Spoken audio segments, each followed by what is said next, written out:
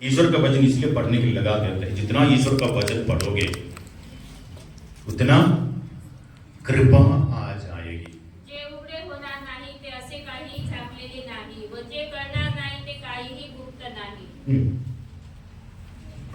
जे काही तुम्ही अंधारात बोलला ते उजेडात ऐकण्यात येईल आणि जे तुम्ही आतल्या कोठाऱ्यात कानात सांगितले ते दारावर गाजवले जाईल। लूकास 12:2। ऐसा कुछ भी गुप्त नहीं है, ऐसा कुछ भी गुप्त नहीं है जो प्रकाश में नहीं लाया जो जाएगा, प्रकाश में नहीं लाया जाएगा, और ऐसा कुछ भी छिपा नहीं, ऐसा कुछ भी छिपा हुआ नहीं है जो प्रकट नहीं किया जाएगा, जो प्रकट नहीं किया जाएगा। Praise the Lord. Praise the Lord. ऐसा कुछ भी गुप्त नहीं है जो प्रकाश में नहीं लाया जाएगा।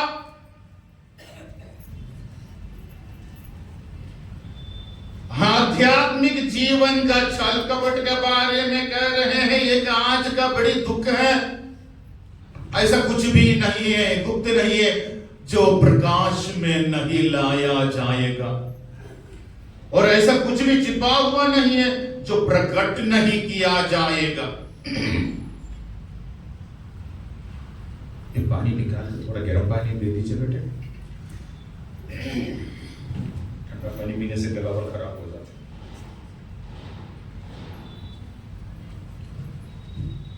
ऐसा कुछ भी गुप्त नहीं है जो प्रकाश में नहीं लाया जाएगा। कब तक अपने इस आध्यात्मिक छल कपट को लेकर चलोगे?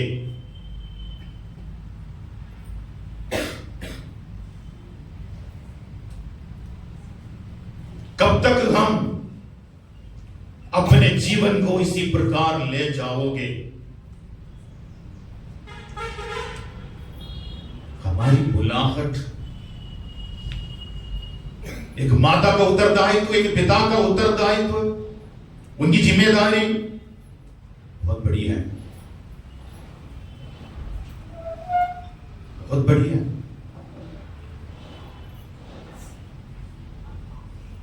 परिवार में बार बार इसी प्रकार की बातें हो रहा है, एक के बाद एक। याद रखो प्यारे भाई प्यारे बहन, ईश्वर के विरुद्ध लिखित नियमों का उल्लंघन किया है, ईश्वर के हजारों साल पहले लिखित वचनों का उल्लंघन परिवार में या और कहीं।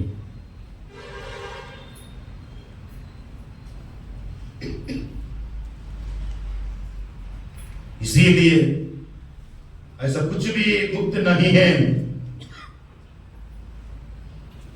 जो अपने प्रकाश में नहीं लाया जाएगा। ऐसा कुछ भी प्रकट नहीं है जो छुपा नहीं सकता है। ऐसे के व्यक्ति के बारे में बता दिया है इतिहास का दूसरा ग्रंथ अध्याय 25 में।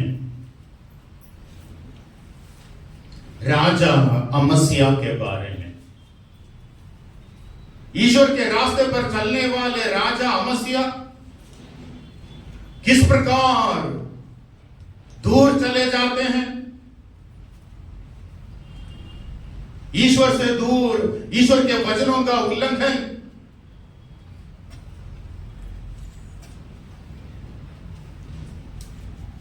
यानी ईश्वर के वचनों को अपने जीवन में कभी महत्व नहीं दिया है।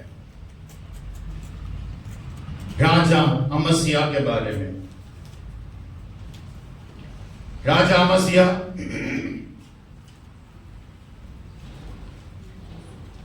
उनके बारे में धर्म ग्रंथ कहते हैं, इतिहास दूसरा 25।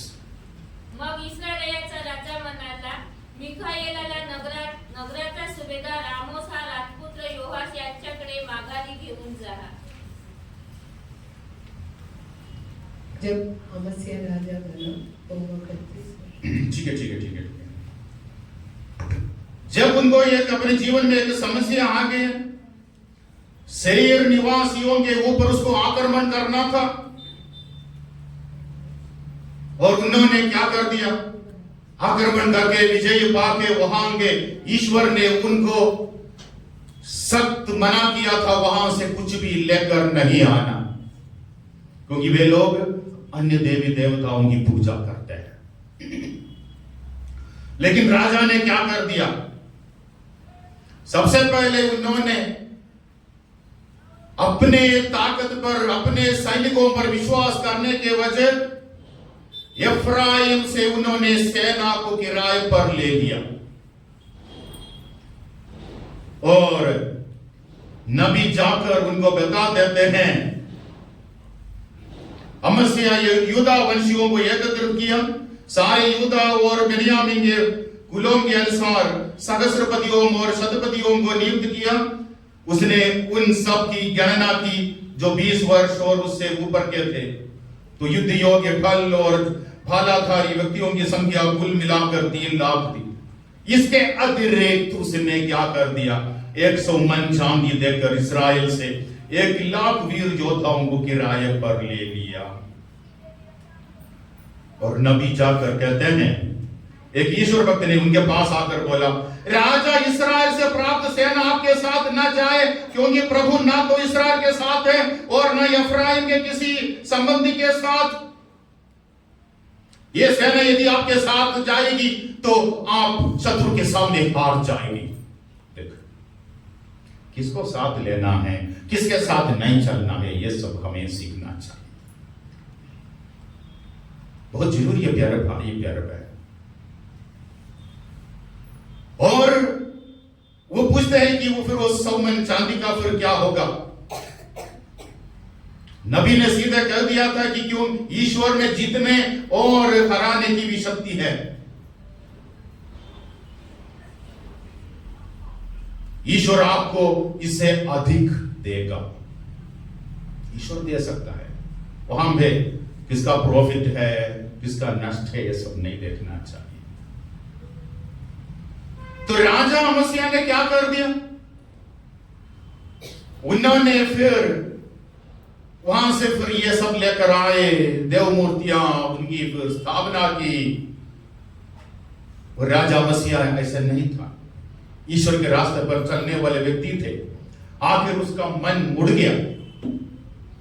उसके बारे में 25 दूसरा इतिहास का दूसरा वही अध्याय पद संख्या 2 में लिखा है। उसने क्या किया? उसने वही किया,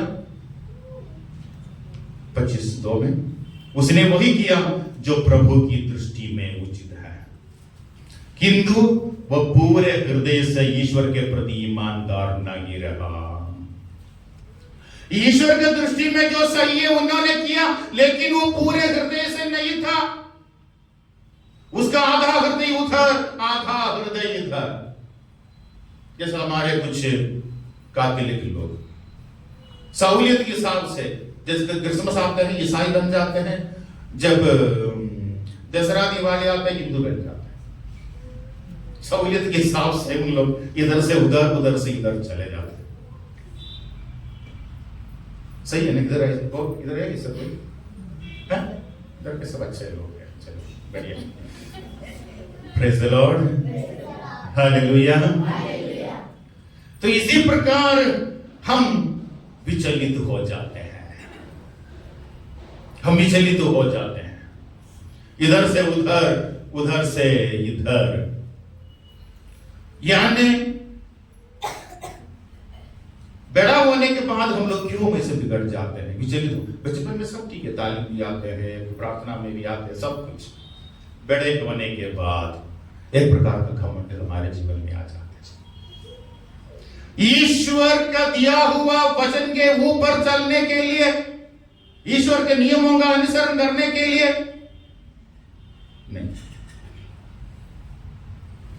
बचपन से, प्रवक्ता ग्रंथ में मुझे याद नहीं आ रहा कहां है, युवक को बचपन से ये सन्मार्ग की शिक्षा दो, बुढ़ापे में भी वो विचलित नहीं होगा। बच्चों को, युवक को कब से देना है सन्मार्ग की शिक्षा? बचपन से, बचपन से देना है। नहीं तो फिर राजा मसीहा के समान पूरे दिल से नहीं, हालांकि वो ईश्वर की दृष्टि में, प्रभु की दृष्टि में उचित है, उन्होंने वही किया, लेकिन पूरे हृदय से ईश्वर के प्रति ईमानदार नहीं। कुछ बातों में सही है, कुछ बातों में नहीं। जैसे वो एक युवक आकर बोलते हैं ना, अनंत जीवन प्राप्त करने के लिए मुझे क्या करना चाहिए? सही है ना? प्रभु ने कहा संहिता में क्या लिखा है? संहिता में क्या लिखा है?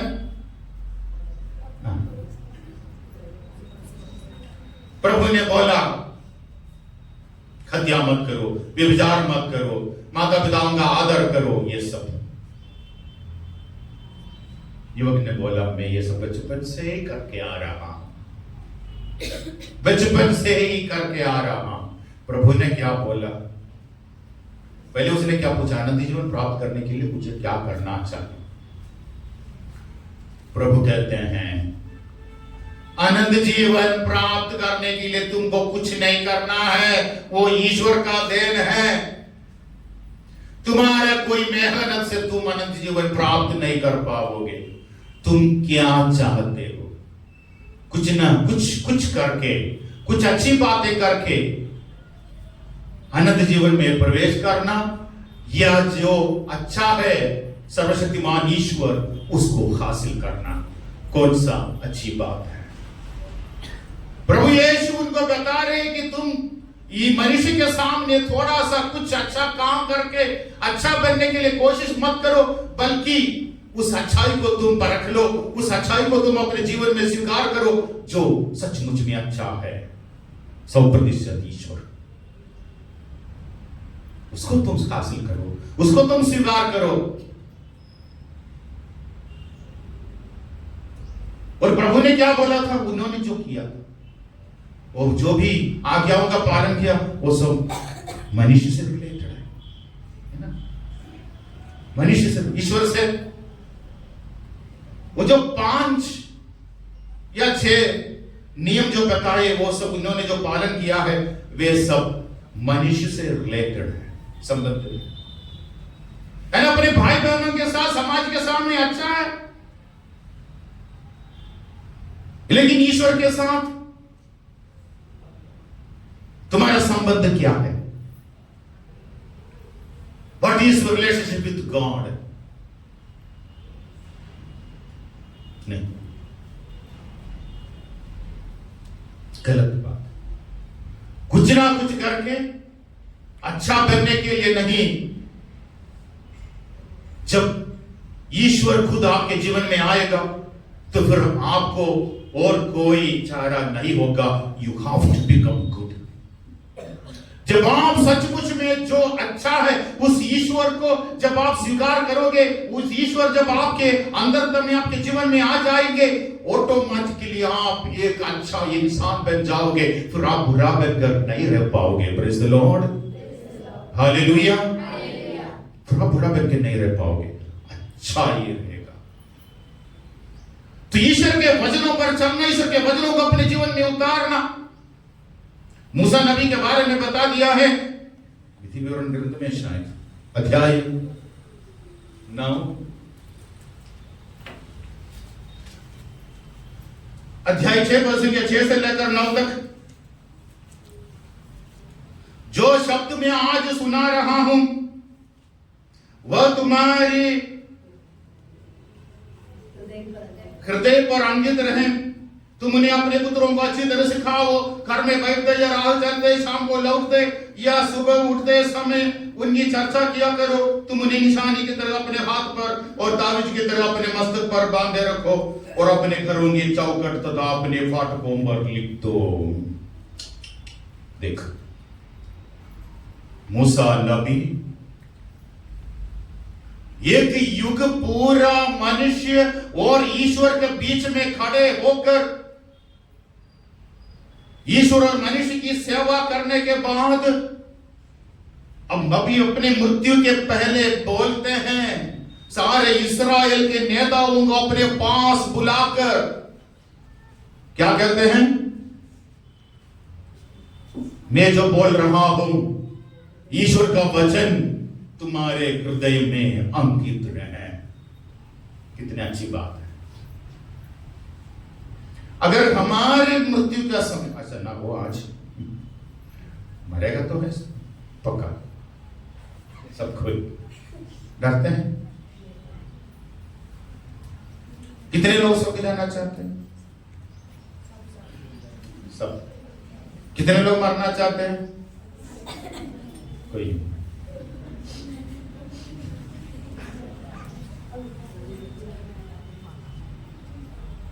अपनी मृत्यु के समय आ गया तो प्यारे भाई प्यारे बहन, अपने बच्चों को पास में बुला के आप क्या कहोगे? इधर तो माता पिता कम है, सब बच्चे ही बच्चे बैठे। सबसे पहले हम बोलेंगे, बेटा मेरा सपना था कि तुम एक इंजीनियर बन के देखने के लिए, या तुम एक डॉक्टर बन कर देखने के लिए। मम्मी के सपना को पूरा करना या पापा का सपना को पूरा करना, फिर वो ये सब संभालना, खेती बाड़ी हो गया, दुकान हो गया, बिजनेस हो गया, है ना? हम क्या क्या बोलते। लेकिन मूसा नबी ऐसा नहीं। उन लोगों को अपनी मृत्यु के पहले ये बता रहे हैं कि जो वचन मैं आज तुम्हें सुना रहा हूं उसको तुम अपने हृदय में अंकित रखो। अपने हृदय में रखो ईश्वर के वचनों को। ईश्वर के वचन सबसे पहले कहां होना चाहिए? अपने हृदय में। सबसे पहले तुम उसको स्वीकार करो, ईश्वर के वचनों को अपने हृदय में अंकित रखो। फिर आगे कहते हैं, उसके बाद तुम उन्हें अपने पुत्रों को अच्छी तरह सिखाओ। सिर्फ तुम्हारे हृदय में वचन होने से नहीं, फिर क्या करना है? उसे अपने पुत्रों को, अपने बच्चों को अच्छी तरह से। धर्म ग्रंथ में जो एक एक शब्द है बहुत ही बहुमूल्य है, उसको छोड़ना मत। उसे अच्छी तरह सिखाओ। मतलब क्या है? अगर उसने नहीं सुना तो उसके कान के नीचे दो देना। Praise the Lord, hallelujah. अच्छी तरह सिखाओ उसको। चाहिए तो मूसा नबी बता सकते थे अपने बच्चों को अच्छे नए यूनिवर्सिटी में भेजना, उसको डॉक्टर बनाना, इंजीनियर बनाना, उसको अच्छी शिक्षा देना, अच्छा नागरिक बनाना, समुदाय के सामने उसकी मान्यता हो, उसकी सम्मान हो। बोला है क्या? है? अभी तो नहीं बोलते, नहीं बोलेंगे। अपने बच्चों को अच्छी तरह सिखाओ। फिर क्या करना है? ईश्वर का वचन हमारे जीवन में कितना बहुमूल्य है। तुम घर में बैठते या राह चलते, शाम को लेटते या सुबह उठते समय उसकी चर्चा किया करो। शाम को लेटते या सुबह उठते समय, राह चलते या घर बैठते समय, सदा समय तुम्हारे मुंह में चुगली नहीं, दूसरों के बारे में नहीं, दूसरों की बुराई नहीं, बल्कि ईश्वर का वचन आपके जीवन में, आपके मुख में हो। आपके जुबान पर हमेशा ईश्वर का वचन। Praise the Lord, hallelujah. ये हमेशा चाहिए। शाम को लेटते समय, सुबह उठते समय, राह चलते समय, घर बैठते समय, हर समय ईश्वर का वचन आपके साथ होना चाहिए। एक दूसरे से मिलते समय वचन आना चाहिए, वचन के बारे में बोलना चाहिए। धर्म ग्रंथ हमारे बातचीत में कितने बार ईश्वर का वचन आए हैं? कोई जवाब। हमारे बातचीत में कितने बार अच्छे अच्छे शब्दों का प्रयोग आया है? अनगिनत। दूसरों के बारे में। और कहते हैं अपने घर में तुम उन्हें निशानी की तरह अपने हाथ पर, ताबीज की तरह अपने मस्तक पर बांध के रखो।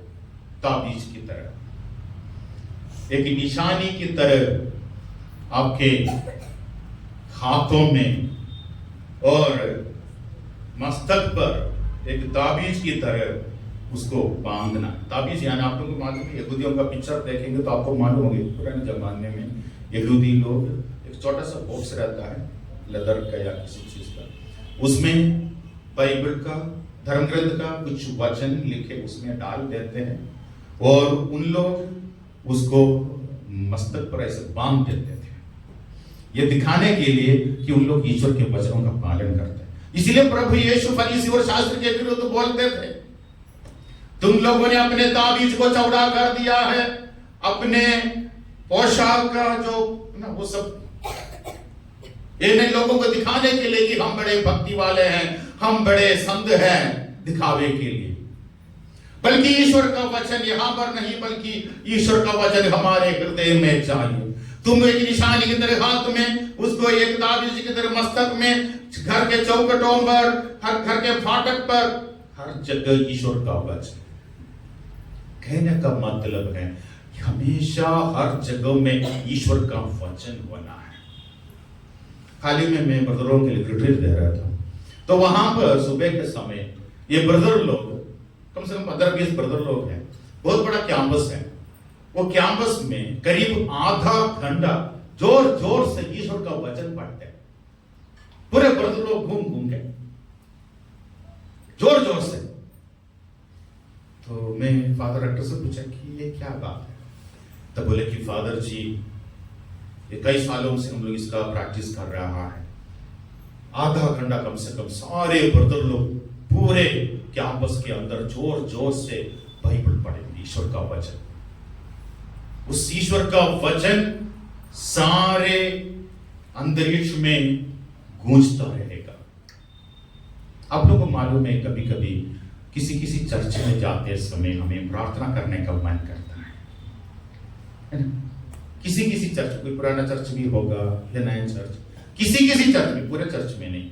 जैसे हम उसके आंगन में प्रवेश करते हैं, जिसके हम उसके अंदर प्रवेश करते समय हम लोगों को एकदम से प्रार्थना करने का एक है ना प्रेरणा हमें मिल जाता है। सही है ना? ऐसा क्यों? ऐसा क्यों? किसी किसी चर्च में जाते से हमको बिल्कुल लगते भी नहीं, सब देख के फोटो लेके चले जाते कि उनकी कई सालों से वहां पे ईश्वर की स्तुति आराधना होने के कारण पूरे अंतरिक्ष में ईश्वर के वचन गूंज रहा है। ईश्वर की उपस्थिति है जिसकी वजह से प्रार्थना करने की एक प्रेरणा हमें मिल रहा है। अब ये चर्च को ले लीजिए, हर इतवार को सारे विश्वासी गण आके एक साथ आके प्रार्थना आराधना स्तुति करके पूरा अंतरिक्ष में ईश्वर का वचन, ईश्वर की उपस्थिति। तो यहां पर जब एक अविश्वासी जो गैर ख्रिस्त भी आ गया तो उसको भी ऐसा लगेगा कि यहां पर ईश्वर की उपस्थिति है। आप लोगों ने सुना होगा हमारे ग्रोटों में, हमारे चर्च में सब गैर ख्रिस्ती सब आते हैं, अन्य धर्म के भाई बहन जब आ जाते हैं, कितने लोग बोलते हैं फादर जी यहां पर कितना शांति है ना, यहां पर कितना अच्छा लगता है। शायद हमको कभी लगा नहीं होगा कि मोमबत्ती जला के हम भागे, एक प्रणाम करिया या कुछ बोलते हैं। इन लोगों को देख क्यों कई सालों से आपको आपके माता पिता, आपके परदादा परदादा लोगों ने आकर एक साथ आकर प्रार्थना करके स्तुति आराधना करके ये मंदिर पूरा ईश्वर का निवास बन गया है। एंड ऑल द मोर जीवंत ईश्वर यहां पर उपस्थित है, प्रभु यीशु परम प्रसाद के रूप में। इसीलिए चर्च में आते समय हमें एकदम से प्रार्थना करने का मन करता है।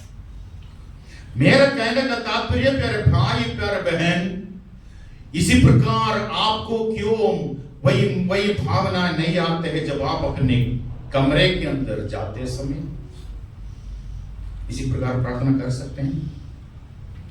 आपका घर एक मंदिर है, आपके घर में इसी प्रकार प्रार्थना होना चाहिए। अगर आप मूसा नबी का पालन करेंगे, अगर आप अपने बच्चों को इसी प्रकार सिखाएंगे, जब हम सीखेंगे तभी तो बच्चों को सिखाएंगे। जीवन में परिवर्तन लाओ प्यारे भाई प्यारे बहन। ईश्वर का वचन सुनने में अच्छा है, भाषण अच्छा है, प्रवचन अच्छा है, सुंदर है सुनने के लिए। इसलिए संत पौलुस कहते हैं सिर्फ आप वचन की श्रोता नहीं बल्कि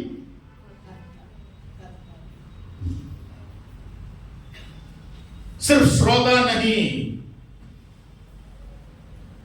अपने जीवन में प्रैक्टिस भी करो, जीवन में उतार दो, जीवन में एक नया मोड़ दो, नहीं तो फिर ये आध्यात्मिक साधना का कोई मतलब नहीं। हर साल की जैसे इस साल भी 3 दिन का प्रवचन रखना है, आध्यात्मिक साधना रखना, रख दिया, और 3 दिन आके बैठना है, बैठ गया, सुनना है, सुन लिया। क्या फर्क पड़ा है? आपने क्या सीखा है? आपके जीवन में कितना बदलाव आया है? हर साल क्रिसमस के लिए हम लोग तैयारी करते हैं 25 दिन की। क्रिसमस आया, बढ़िया भोजन किया, पकवान बना दिया, एक दूसरे को गिफ्ट दे दिया, सांता क्लॉस आके नाच के गया, करोड़ सिंगिंग भी हो गया, 26 तारीख को सब खत्म। हम वापस वही जगह। 40 आए, 40 दिन या 42 दिन, करीब 50 दिन का रहता है 40 का उपवास प्रार्थना। कोई मांस मच्छी नॉनवेज सब छोड़ देते हैं, कोई खुशी से, कोई मुंह फुलाते हुए, कोई घर में नहीं खरीद रहे तो फिर क्या करेंगे, करना ही पड़ता है। कोई वेजिटेबल से करते हैं तो कोई नॉन वेज से करता है, ऐसा है।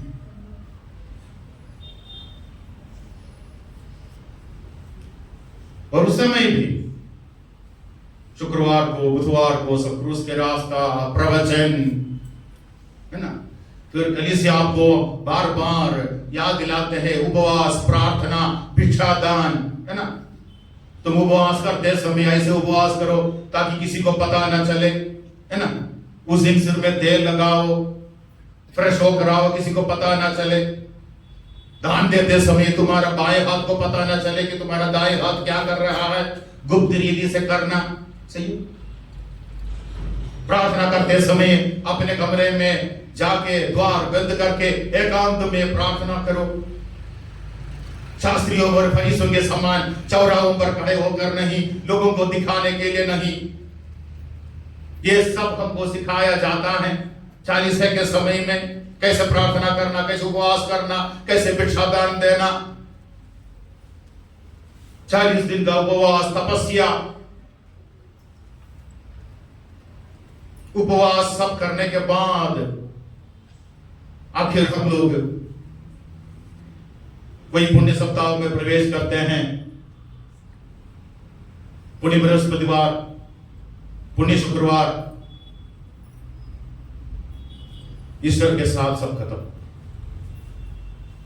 जिन्होंने दारू छोड़ा है 40 दिन या 50 दिन, ब्याज के साथ फिर शुरू कर देते हैं।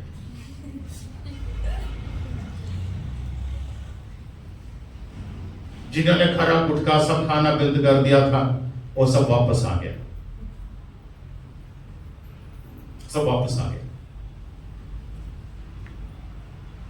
जितने भी लोगों ने ये 40 दिन काय के लिए रखा है, मैं आपको प्रैक्टिकली बता रहा हूं। ये 40 या 50, 40 सब बोलते हैं लेकिन 50 दिन, ऑलमोस्ट 50 डेज क्यों दिया गया है? 50 दिन अपना वचन घटाने के लिए, थोड़ा वजन कम हो जाएगा।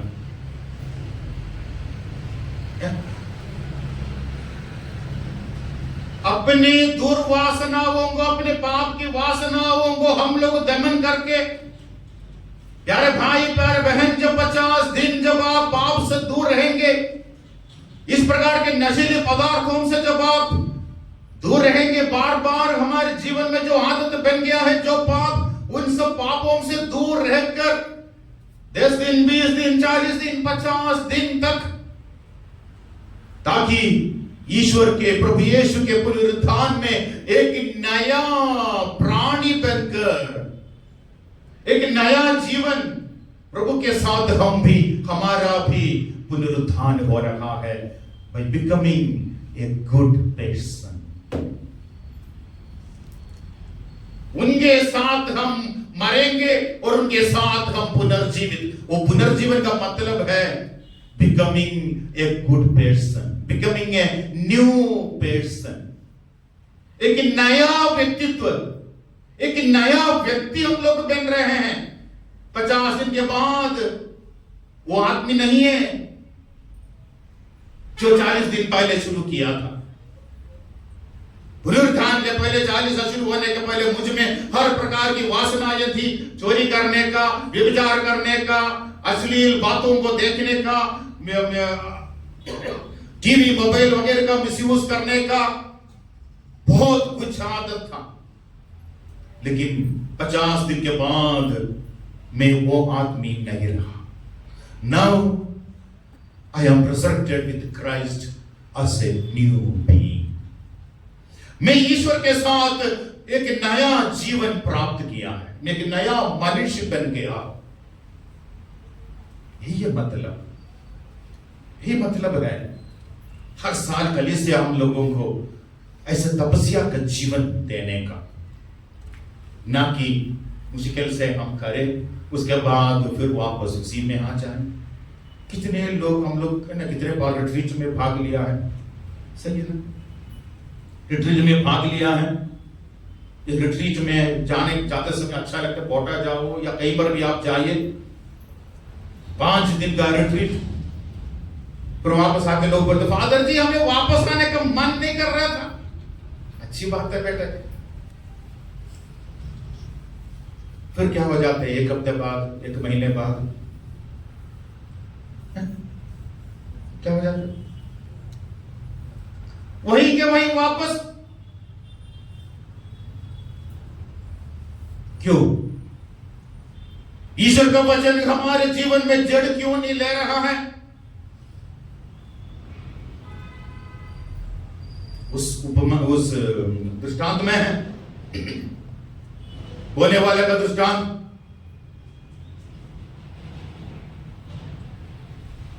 इस दुनिया के मोह माया में फंसकर या फंसने के कारण जड़ नहीं ले पा रहा है, उसको दबा दिया, वचन को दबा दिया, वापस आ गया सब कुछ जो छोड़ दिया था। फिर वही पुराना व्यक्ति, हर साल ये साइकिल चलते जा रहा है। अगला साल भी फादर लाएंगे किसी प्रवचन देने के लिए, 3 दिन का शिविर रखेंगे। नहीं रखेंगे तो फिर प्रॉब्लम है। रखो, लेकिन उसमें नहीं बैठेंगे तो चलेगा, लेकिन रखना चाहिए। नहीं सुनेंगे तो चलेगा, लेकिन रखना चाहिए। उसका पालन नहीं करेंगे तो भी चलेगा, लेकिन रखना चाहिए। मैं सोच रहा था कितने दिक्कत उठा के फादर इसका पूरा आयोजन कर रहा है, और आप लोग के लिए पूरा प्रबंध किया है। भलाई के लिए बोल रहा हूं, आपकी भलाई के लिए बोल रहा हूं। आप कुछ भी करें या कहें, थोड़ा सा ईमानदारी से। प्रभु ने क्या कहा? यदि आपका विश्वास राई के दाने के बराबर भी क्यों न हो, अगर तुम इस पहाड़ से उखड़कर समुद्र में जाओ बोलो तो, या ये शहतूत का झाड़ जो भी है, ऐसा होगा। इसका मतलब क्या है? तुम्हारा विश्वास राई के दाने के जैसा होना है, उतना काफी है? नहीं। तुम्हारा विश्वास अगर इतना ही क्यों ना हो प्यारे भाई प्यारे बहन, वो मजबूत रहे, वो विश्वास इतना मजबूत हो कि तुम इस पहाड़ को बोलेंगे तो वो उखड़ कर चले जाएगा, तो फिर नहीं होगा, तो फिर नहीं होगा। जैसे एक बुढ़ी माँ जब प्रवचन सुन रहे थे इतवार के दिन, फादर बड़े जोरदार से भाषण दे रहे थे। अगर तुम्हारा विश्वास राई के दाने के बराबर भी क्यों न हो, इस शहतूत का पेड़ से बोले कि वो उखड़ कर चले जाओ, चले जाएगा, समुद्र में लग जाएगा। एक्चुअली असंभव बात है ना, शहतूत का पेड़, क्योंकि उसमें जड़ बहुत काफी है, उसको उखाड़ना मुश्किल है।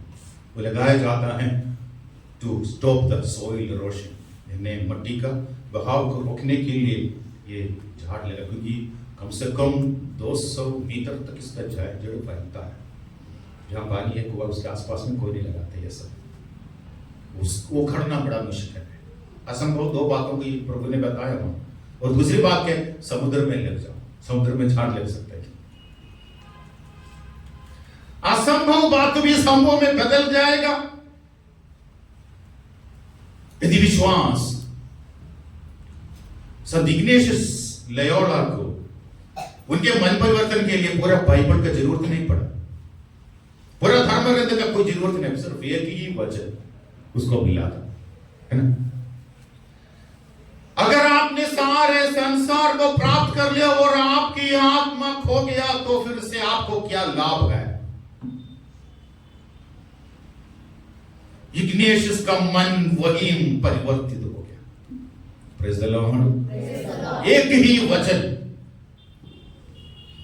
तो सुधरना है, अपने जीवन में परिवर्तन लाना है, दिन भर की भाषण की कोई जरूरत नहीं, एक वचन काफी है,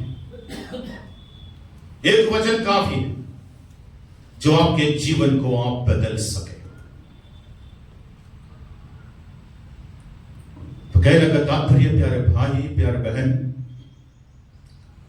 ईश्वर का वचन हमारे जीवन में फल उत्पन्न करने के लिए बोने वाले का दृष्टांत क्या है। सबसे पहले बोने वाला किसान लोग अधिकतर सबसे पहले जमीन को तैयार करना पड़ता है, और वचन नहीं बोना चाहिए जहां जमीन तैयार नहीं है। वो भी वचन बोएंगे तो क्या होगा। अभी बोने वाले के दृष्टांत में आप देखिए, बोने वाले के पास कितने सारे बीज हैं।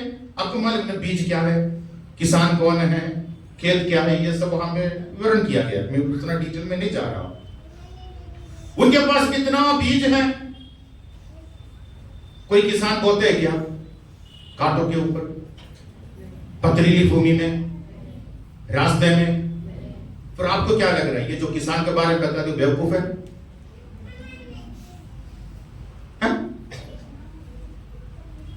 कुछ बीज गिरा है वहां रास्ते में, कुछ बीज पथरीली जमीन में, काटो कुछ अच्छी जमीन पर, चार बता दिया। बीज की कमी नहीं है, यानी ईश्वर के वचन हो रहा है। पथरीली जमीन में भी इसीलिए बोलते हैं आशा है, होप है ना। हम लोग अभी जो तीर्थ यात्री हैं, आशा के तीर्थ यात्री, जो जुबली ईयर में है ना, जुबली ईयर में हम लोग आशा के तीर्थ यात्री। बोने वाला का पथरीली जमीन से भी कम से कम कुछ तो निकले। आपका हृदय कितना भी कठिन क्यों ना हो प्यारे भाई, प्यारे बहन, ईश्वर ये चाहता है कि वचन आपके जीवन में, आपके हृदय में प्रवेश करे और फल उत्पन्न करे। अगर एक बार वचन प्रवेश किया तो बदल जाएगा, अंगार लग जाएगा। फिर आप देखो बड़े सवेरे रात में वगैरह उठ के प्रार्थना शुरू करेंगे, रात्रि जागरण। इधर दिन में तो जागना मुश्किल हो रहा है, तो फिर रात को क्या। Praise the Lord, hallelujah.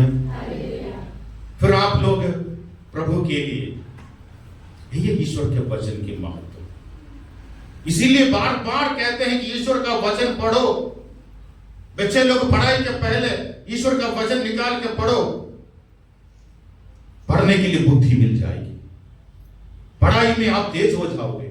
मुझे मालूम है कई लोगों ने साक्ष्य दिया है, प्रार्थना में आए और जो बच्चे बिल्कुल बुद्धू थे वे सब अच्छे अच्छे नंबरों में पास हो गए, अच्छे अच्छे नंबरों में। कई लोग। तो कहने का तात्पर्य प्यारे भाइयों एवं बहनों, ईश्वर के वचन के लिए हमारे जीवन में हमेशा जगह होना चाहिए। मैं एक बात मैंने देखा है, हम लोग ये जो कैथोलिक लोग हैं ना, जब कभी प्रवचन के लिए चर्च में जाते समय हम खाली हाथ जाते हैं। अगर किसी का हाथ में बाइबल है तो हमको पक्का मालूम है कि वो प्रोटेस्टेंट है। सही है ना? स्तोत्र ग्रंथ वगैरह, मैंने कई प्रोटेस्टेंट लोगों से मैंने बात किया है, मेरे पास प्रेयर, कोई प्रोटेस्टेंट के बच्चे स्तोत्र ग्रंथ पूरा बायहार्ट बोल देते, पूरा स्तोत्र ग्रंथ एक के बाद एक स्तोत्र। अच्छा, और हम लोग बोलते हैं उनके वजह से हमको प्रॉब्लम है, ऐसा वैसा। प्रभु ने क्या बोला? जो हमारे शिष्यों ने बोला ना, हमने उसको रोकने के लिए कोशिश किया करके, आपके नाम पर जो हमारे साथ नहीं है ना। प्रभु के पास शिष्य आके बोले, जो हमने एक व्यक्ति को देखा वो हमारे साथ नहीं है, आपके नाम पर अबदूतों को निकाल रहे थे, हमने उसको रोकने के लिए कोशिश की। प्रभु ने क्या बोला? उसे मत रोक। जो हमारे विरुद्ध नहीं है वो हमारे साथ है। ये दोनों बात नहीं हो सकता है। एक तरफ ईश्वर की प्रशंसा करते हैं, ईश्वर की आराधना, दूसरी तरफ ईश्वर के विरुद्ध नहीं हो सकता है। या तो वो ईश्वर का, नहीं तो वो शैतान, दोनों का नहीं हो सकता। प्रभु ने वही बोला ना, तुम दोनों की सेवा नहीं कर सकते, ईश्वर और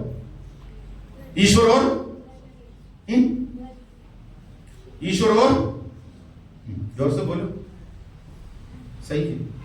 धन, ईश्वर के विरुद्ध प्रभु ने शैतान को नहीं रखा है। किस चीज को रखा है? धन को रखा है। तुम ईश्वर और धन दोनों की सेवा नहीं कर सकते हैं, या तो उसका या इसका, दोनों को नहीं।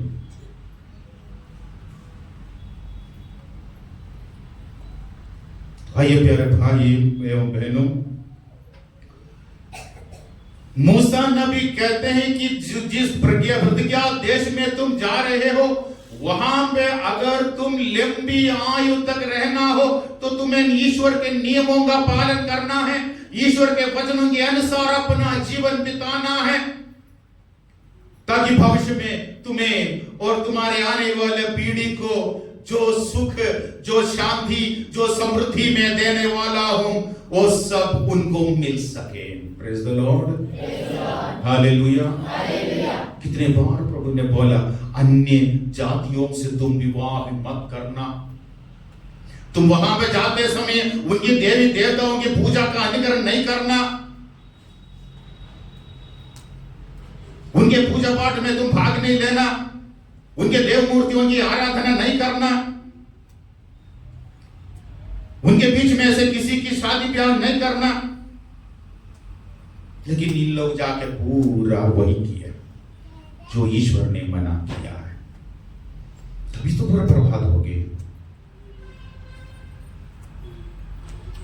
और हमें ऐसा लगता है कि ईश्वर हमें हमेशा संभालते रहेंगे। उस दिन मैंने सुना किसी फादर को प्रवचन देते हुए बता रहे थे कि ईश्वर कुछ समय तक हमारे लिए हमें अपने हाथ में छुपाएंगे, एक समय तक,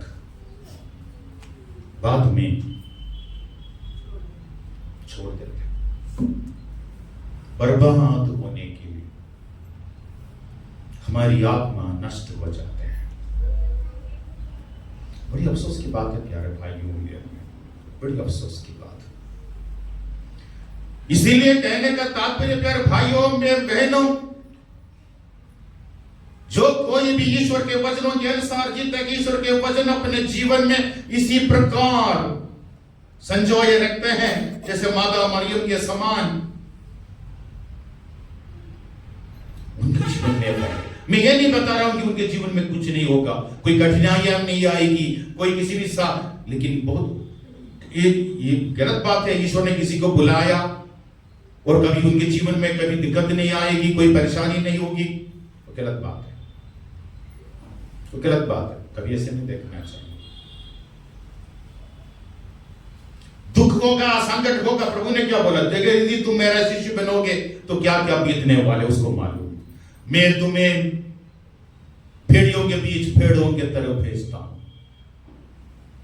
वे लोग तुम्हें न्यायपालकों के सामने ले जाएंगे, तुम्हें बंदीगृह में डालेंगे, तुम्हारे मेरे कारण तुम्हारे कुटुंब, तुम्हारे मित्र, तुम्हारे परिवार के लोग सब तुम्हें छोड़ देंगे। प्रभु ने वही बोला है, कुछ नहीं होगा करके थोड़ी बोला है क्या, बहुत कुछ होगा बोला है उनका शिष्य बनने से।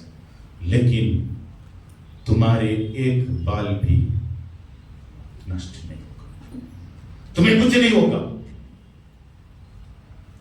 तुम्हारे आत्मा हमेशा सुरक्षित रहेगा। ईश्वर ने अय्यूब के ऊपर शैतान को अधिकार दिया था, लेकिन उसकी आत्मा के ऊपर नहीं।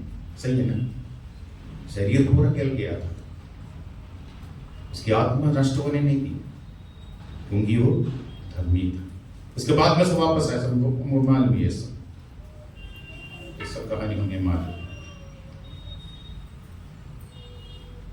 मेरे भाइयों एवं बहनों, हम विशेष करके प्रार्थना करें। कृपया खड़े हो जाइए,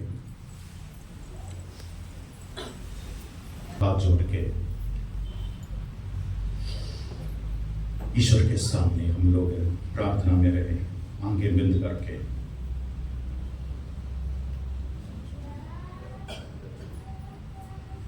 प्रवक्ता ग्रंथ अध्याय 2:20 में कहते हैं, जो प्रभु पर श्रद्धा रखते हैं उनका हृदय प्रस्तुत रहता है, वे उसके सामने अपनी आत्मा को पवित्र करते हैं।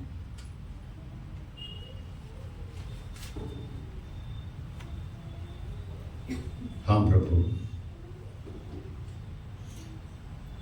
आज हम सब अलग अलग कार्य में लगे हुए हैं, हमें अलग अलग कार्य करने के लिए ईश्वर ने बुलाया है। किसी को तालीम सिखाने में, किसी को पढ़ाने में, या किसी को धर्म बहन के रूप में, किसी को प्रवचन देने में, पुरोहित के रूप में, सब ईश्वर ने हमें बुलाया है। जो भी अवस्था में ईश्वर हमें कार्य के लिए बुलाया है, पूर्ण हृदय से उनकी सेवा करने के लिए ईश्वर ने हमें से हर एक व्यक्ति को बुलाया है। एक दूसरे के साथ तुलना करने के लिए नहीं, बल्कि प्रभु ने बोला है, पवित्र बनो जैसे मेरे स्वर्गीय पिता पवित्र है, तुम भी पूर्ण हो जाओ जैसे मेरे स्वर्गीय पिता पूर्ण है।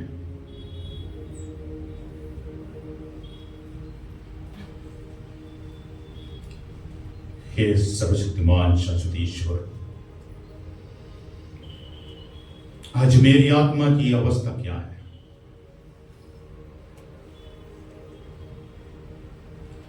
क्या प्यारे भाई बहन, तुम्हारा मन टूट चुका है? क्या तुम आज अपने कंट्रोल के बाहर है? क्या तुम्हें अपना जीवन समझ में नहीं आ रहा है? अब इसी वक्त पिता ईश्वर तुम्हें बुला रहा है, तुम यीशु के पास आओ, तुम्हारा हृदय यीशु को दे दो। तुम्हारे टूटे हुए हृदय यीशु ठीक कर सकता है। ईश्वर के रास्ते से भटक ये तुम्हारा जीवन यीशु वापस ला सकता है। तुम प्रभु में आ जाओ। धक्के मारते और बोझ से दबे हुए लोगों, तुम सबके सब मेरे पास आओ, मैं तुम्हें विश्राम दूंगा। हे पिता, हम उस समय को याद कर रहे हैं जो आपसे दूर चले गए थे। उस समय आपको आपकी इच्छा नहीं बल्कि अपनी इच्छा पूरी करने के लिए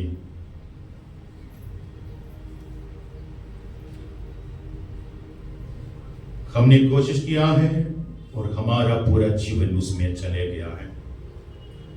पूर्ण हृदय से आपकी आराधना करने के लिए हमें कृपा प्रदान कर हमारा कठिन हृदय को स्पर्श कर दे। जो प्रभु पर श्रद्धा रखते हैं उनका हृदय प्रस्तुत रहता है। इसके लिए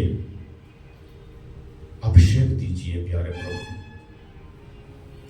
उपदेश ग्रंथ अध्याय 10:18 में कहते हैं, यदि घर का स्वामी आलसी है तो छत बैठ जाती है, यदि उसके हाथ सुस्त हैं तो घर में पानी छूता है। इस समय ईश्वर की उपस्थिति में हमारा हृदय को अर्पित करें। हमारा बालिकाएं, युवक युवतियां, इस आराधना में आए सभी भाई बहनें अपने हृदय के प्रति जागते रहे। हे पिता, इस वक्त आपके नाम की शक्ति से हमारा हृदय आप में लगे रहने के लिए हमें कृपा प्रदान कर। रोगियों को चंगाकर, जो शैतान की अधीनता में हैं उन्हें छुटकारा दे। जो अलग अलग पाप के बंधन में हैं, अलग अलग पाप के बंधनों में बंधा हुआ है, उनके बंधनें खोल दे। युवक युवतियों के मन से गलत चिंताओं को, उनके सोच विचार को आप निकाल दे। पाप के बंधनों को यीशु नाम पर खोलकर प्रार्थना करते हैं। जो क्षमा नहीं कर पा रहा है, जिसके मन में बदला लेने की चांसेस है, इस दुनिया का माया मोह में फंसा हुआ, नशेबाजी की दुरात्मा, व्यभिचार की दुरात्मा, पाप के बंधनों को, शैतान की हरकतों को पुरोहिताई के अधिकार के साथ इस वक्त इन व्यक्तियों के जीवन से, इनके परिवार से, इनके समुदाय से इस वक्त सारे दुरात्माएं निकल जाए। प्रार्थना करने के लिए जो भी अड़चन बना रहा है, बार बार इन पाप में गिरा देते हैं, उन सारे दुरात्माओं को यीशु नासरी के नाम पर रोहित के अधिकार के साथ में बांध के पेशकार कर देता हूं। आज्ञा देता हूं कि सारे दुरात्माएं प्रभु यीशु के क्रूस के नीचे हमेशा के लिए नष्ट हो जाए। ये थोड़ी देर हम ईश्वर की आराधना करें, स्तुति करें। Hallelujah, hallelujah, hallelujah, hallelujah.